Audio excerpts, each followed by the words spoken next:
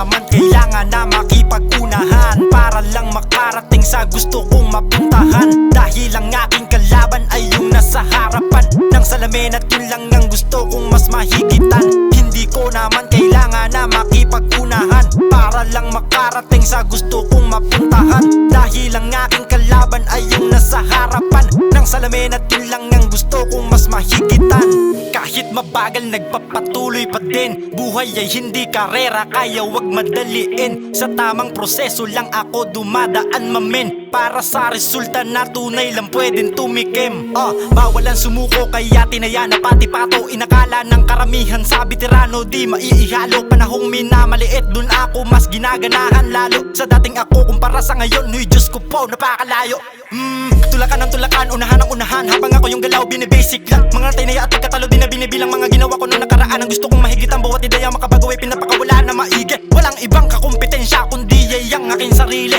Kasi minsan na akong naligaw sa pagmamadali. Iba akong mag-isip natuto sa aking pagkakamali. Matalo man ay susugal pa din hanggang sa magwagi. Mararating ko rin kahit walang maraming salapi. Hindi ko naman kailangan na makipag-unahan para lang makarating sa gusto kong mapuntahan. Dahil ang aking kalaban ay yung nasa harapan ng salamin at yun lang ang gusto kong mas mahigitan. Hindi ko naman kailangan na makipag-unahan para lang makarating sa gusto kong mapuntahan. Dahil ang aking kalaban ay yung nasa harapan ng salamin at yun lang ang gusto kong mas mahigitan. Palaging kumbinsido na makagawa ng bago. Yung tipong isang plano na sa buhay ko magpapabago. Sa katawan hindi lang basta-basta nakapatong ang ulo. Ginagamit sa mahusay na paraan, dinaig pa sindikato.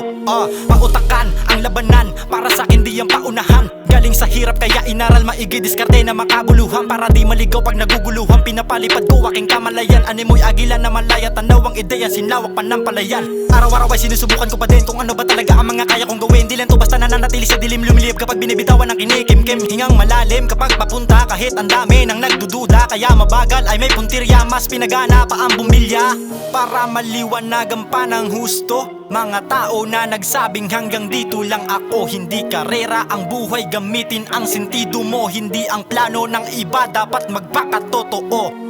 Hindi ko naman kailangan na makipag-unahan para lang makarating sa gusto kong mapuntahan. Dahil ang aking kalaban ay yung nasa harapan ng salamin at yun lang ang gusto kong mas mahigitan. Hindi ko naman kailangan na makipag-unahan para lang makarating sa gusto kong mapuntahan. Dahil ang aking kalaban ay yung nasa harapan ng salamin at yun lang ang gusto kong mas mahigitan. Huwag kang matatakot sumugal sa iyong pangarap. Kahit may humarang di ka dapat magpaawat. Ganon talaga kapag gusto mong marating ay mas matayog pa dun sa mga ulap at alapaap. Kasi di naman lahat ay madaling makuha. Proseso ay mabagal at sadya nakakalula. Tutubo at bubunga din ang mga ipinula. Kaya sa ngayon ay tsaga-tsaga na muna. Hindi ko naman kailangan na makipag-unahan para lang makarating sa gusto kong mapuntahan. Dahil ang aking kalaban ay yung nasa harapan ng salamin at yun lang ang gusto kong mas mahigitan. Hindi ko naman kailangan na makipag-unahan para lang makarating sa gusto kong mapuntahan. Dahil ang aking kalaban ay yung nasa harapan